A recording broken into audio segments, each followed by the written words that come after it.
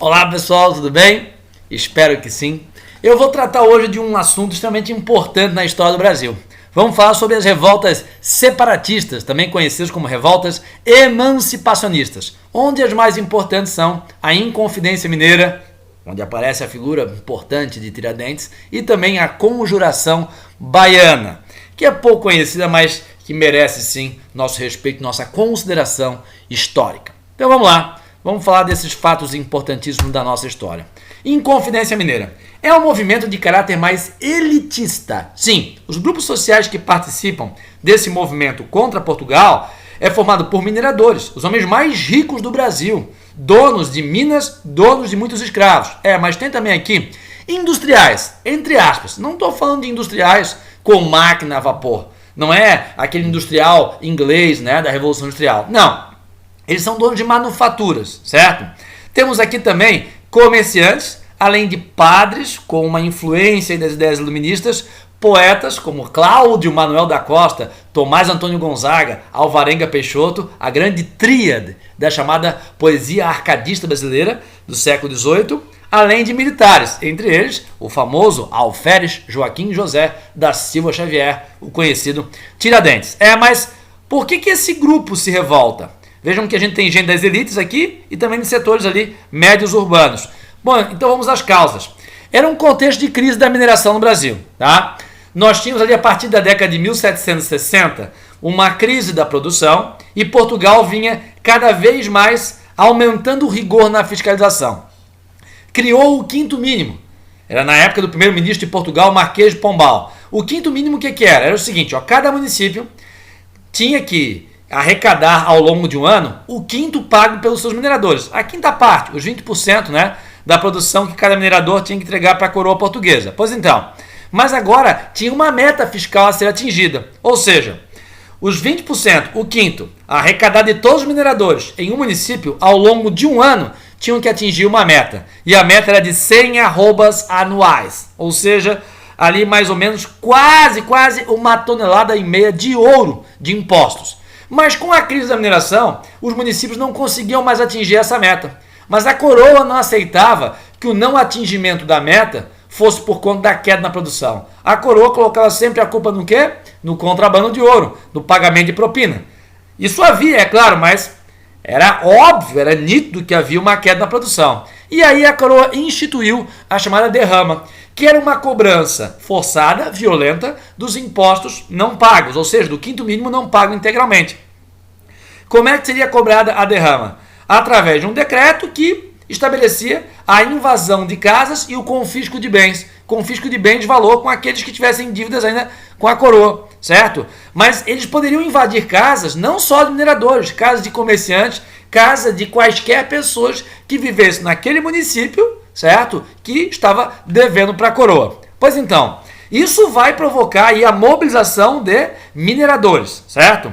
E nós temos aí várias figuras que tinham ali algum lote de mineração, entre os poetas, por exemplo, tá? O próprio Tiradentes também já teve lote de mineração. Então, vamos ter aqui também o Alvará de 1785, que é um alvará assinado pela Rainha de Portugal, a Dona Maria I, que vai, na verdade, proibir manufatura têxtil no Brasil. Ou seja, a tecelagem era uma atividade manufatureira que geralmente passava de pai para filho.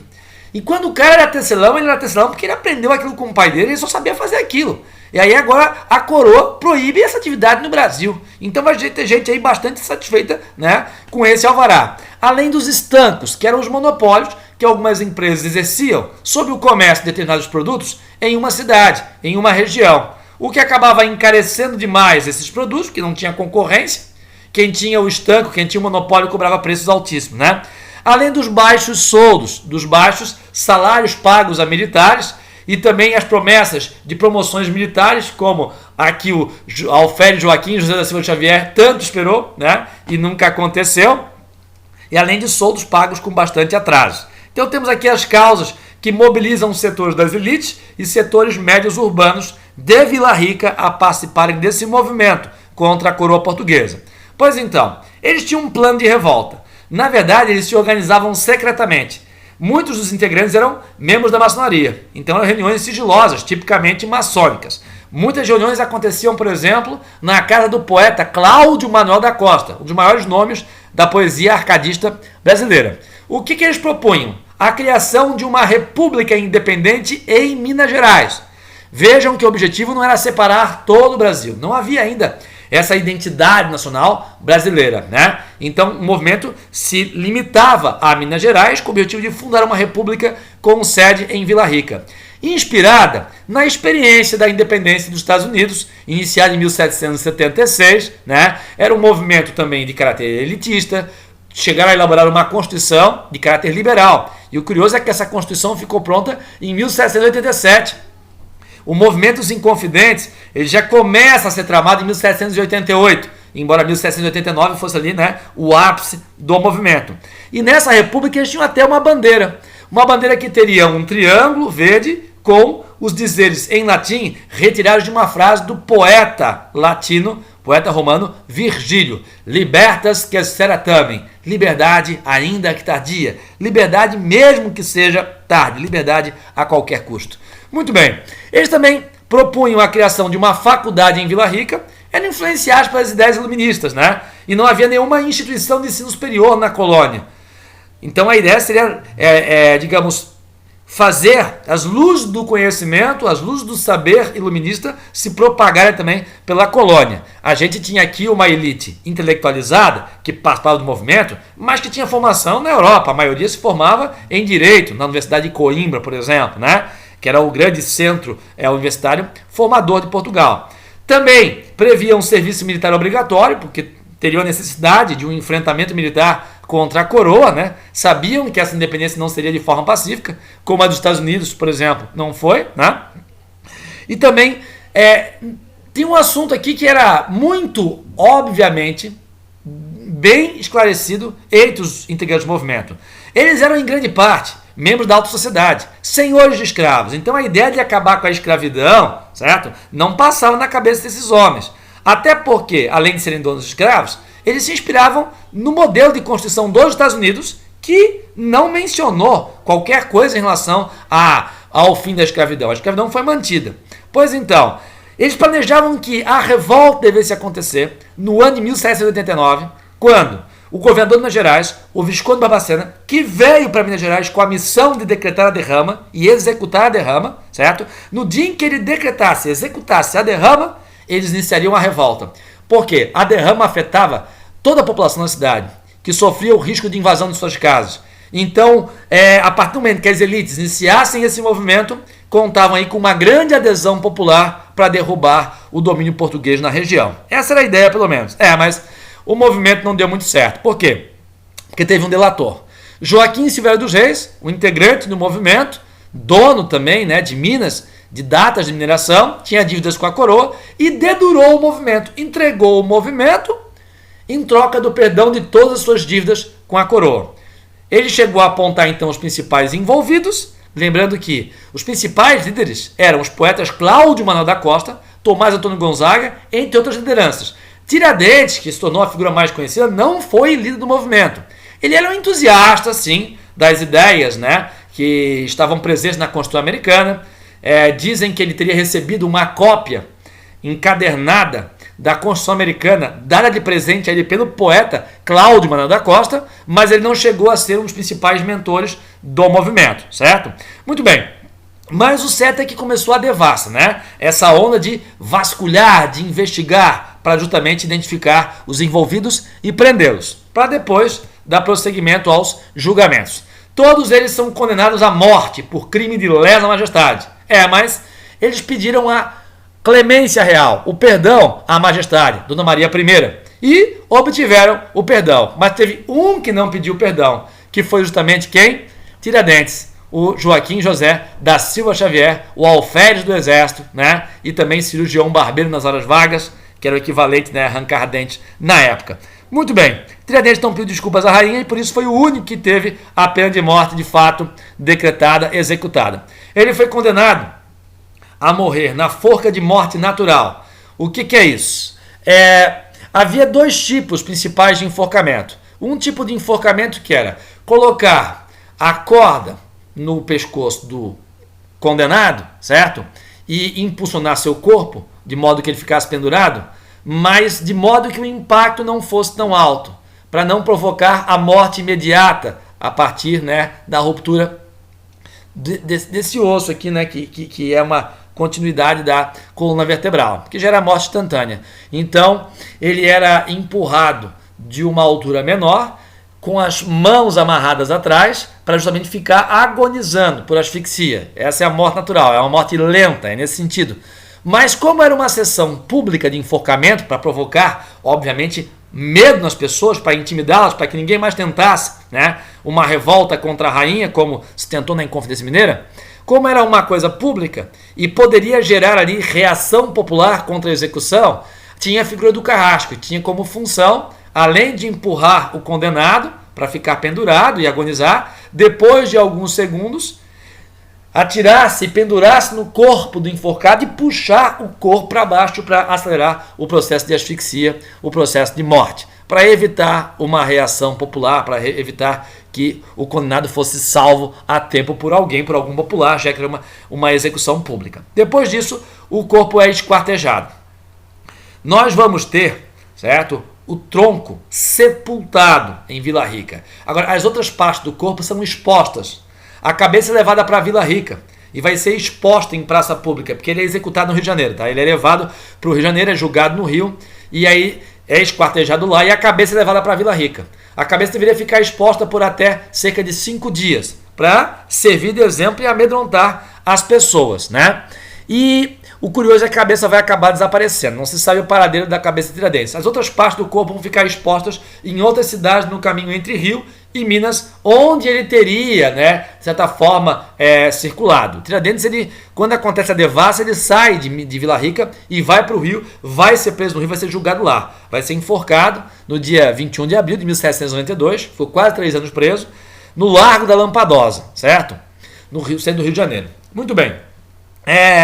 Depois da exposição das partes do corpo, os bens dele são tomados, a casa dele, os bens são salgados, um ato simbólico de dizer que, olha, aqui nada mais vai crescer, certo? Vamos jogar sal em tudo porque esse lugar está contaminado por esse comportamento desmoralizante de Tiradentes. Também os bens são confiscados, como eu disse, né? E todos os seus descendentes são considerados malditos, tá? A suspeita é que Tiradentes tivesse tido uma filha e que essa filha teria fugido para Portugal, sendo porque era maldita aqui, teria fugido com uma identidade falsa, mas teria voltado quando a corte portuguesa fugiu para cá de 1807 para 1808. Mas são informações, né, que não tem aí uma confirmação a partir de fontes históricas mais vultosas. É isso. Muito bem. E temos aí a imagem de Tiradentes. Pois então, pessoal, Tiradentes, quando foi enforcado, ele era um prisioneiro. E por ser prisioneiro tinha a cabeça raspada. Ele também era um militar. Por ser militar não usava barba. Dizem que na época militar poderia usar bigode, que era moda usar bigode. Mas não existe relatos, né, digamos, fartos para dizer se Tiradentes tinha bigode ou não. O certo é que quando Tiradentes foi enforcado era um homem careca e não tinha uma barba longa. Mas o Tiradentes, ele vai ser considerado um herói 100 anos depois da Inconfidência Mineira, quando a República é proclamada por Deodoro da Fonseca, em 1889, o famoso 15 de novembro.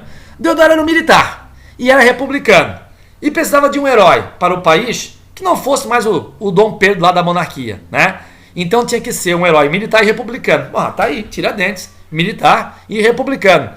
Mas não fica legal ter um herói de cabelo raspado. Então, assim como Tiradentes deu sua vida por uma causa, a independência de Minas Gerais, né, uma espécie de primeiro passo a caminho de uma independência mais ampla, então, como ele deu sua vida por uma causa nobre, vamos fazê-lo semelhante a Jesus, deu sua vida também por uma causa, né? Não política, mas uma causa espiritual, religiosa, e aí então passaram a representar Tiradentes como alguém parecido com Jesus, o mártir da Inconfidência, construir essa imagem do herói, uma imagem fabricada, certo?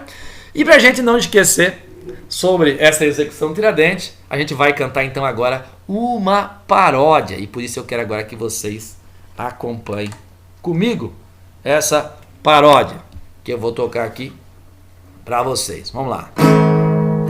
hoje vai ter uma festa.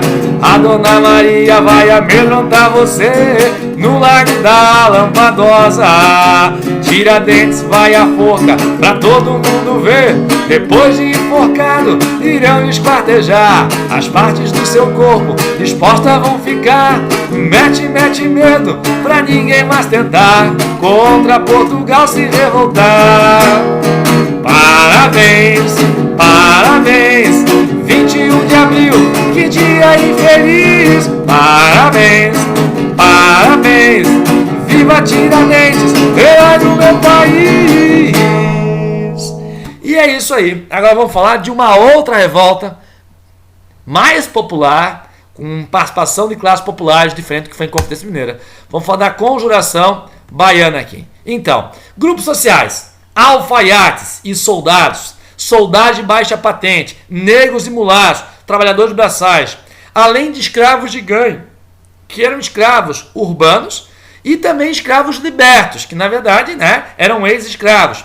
Agora tinha também um setor aqui mais das classes médias altas ali, profissionais liberais, comerciantes, médicos, advogados ligados à maçonaria, como por exemplo a figura do Cipriano Barata, né, que aparece na foto aí.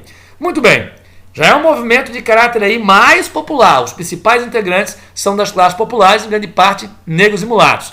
Muito bem, causas, olha só. A cidade de Salvador era a capital do Brasil de 1549 até 1763. Em 1763, a mudança da capital para o Rio provocou o esvaziamento da cidade, o que provocou uma crise nos setores de comércio e de serviços. Então, alfaiates, os escravos de ganho, que viviam como mercadores ambulantes, advogados, médicos, sofreram um pouco nessa situação. Além da crise da mineração, a Bahia era o quarto mais importante polo minerador do Brasil. E nesse contexto de crise, o que aconteceu? A coroa portuguesa cobrava cada vez impostos mais altos, além dos estancos, dos monopólios que algumas empresas exerciam na região. Tudo isso contribuía para que os preços fossem muito altos, uma grave carestia naquela região. Pois então, nós vamos ter aqui os soldos, os pagamentos dos militares de baixa patente, muito baixos, os alfaiates ganhando cada vez menos, e nós temos aqui também um movimento contra a escravidão. Lembrando que, na época, estava acontecendo a Revolução Francesa. E na época da Revolução Francesa, ocorreu no Haiti um movimento de independência, né, de uma colônia na América, e liderado por negros que lutavam contra a escravidão. Então tem uma forte influência aqui do chamado haitianismo, certo? Essa revolução haitiana. Então, o plano de revolta qual era? Era um projeto de influência iluminista, sim, mas de um iluminismo de caráter mais popular. Tinha influência dos jacobinos, da segunda fase da Revolução Francesa, que promoveram uma série de mudanças em favor dos mais pobres, além do haitianismo, né? Que era o movimento de negros aí no Haiti. Pois então, lutar, olha só, aí vocês vão perceber que agora eu vou apresentar a vocês 6, certo? Ideias, propostas importantes, que equivalem a essas 6 estrelas que aparecem aqui, né? Uma estrela maior no meio e outras 5 aqui ao redor. Essas 6 estrelas identificam o quê? O fim da escravidão, o fim do preconceito racial, a instituição de uma república independente, a redução dos impostos, o livre comércio e o aumento dos soldos, do pagamento aos soldados, certo? E aqui a chamada que vai acontecer para esse levante, né? Que é chamada de Conjuração Baiana, Revolta dos Alfaiates ou ainda a Revolta dos Búzios. Animai-vos, povo baiense, que está por chegar o tempo feliz da nossa liberdade, o tempo em que seremos todos irmãos, o tempo em que seremos todos iguais. Muito bem, vamos aos fatos então. Os setores mais elitistas desse movimento, ali, os setores, né, médios, mas se identificavam sim com essas ideias mais populares.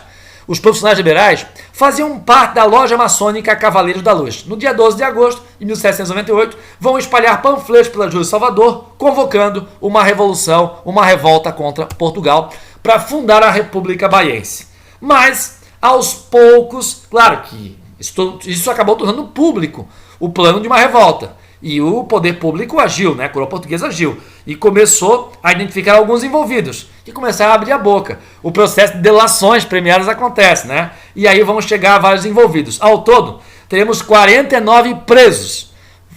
Temos aqui os julgamentos. Alguns sofrerão pena de degredo, ou seja, exílio, expulsos do Brasil para o resto da vida. Muitos vão para colônias portuguesas na África, como Moçambique, por exemplo. Teremos alguns que serão apenas presos, certo? Mantidos presos no Brasil por algum tempo. Alguns escravos serão levados ao Pelourim e serão açoitados, terão a pena do chicote, né? E 4 condenados à morte, 2 soldados e 2 alfaiates, todos eles negros e mulatos, certo? Quem são eles? Aí, ó, esses 4 condenados na revolta dos Búzios. Lucas Dantas, João de Deus, Manuel Faustino dos Santos e Luiz Gonzaga das Virgens, tá? São todos eles negros e mulatos envolvidos nesse movimento. Ah, mas por que esses caras não viraram heróis quando a República foi proclamada por Deodoro? Por que Deodoro quis um militar branco, republicano? Por que não os negros?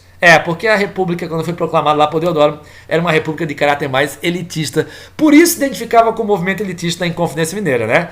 Pouco identificado, então, com esse movimento popular, negro, a revolta dos Búzios, a revolta dos alfaiates, a conjuração baiana. E é isso que temos de mais importante. Agora fiquem, então, com as atividades do livro, na página 96, das questões 2 até a 10, tá? 2, 3, 4, 5, 6, 7, 8, 9, 10.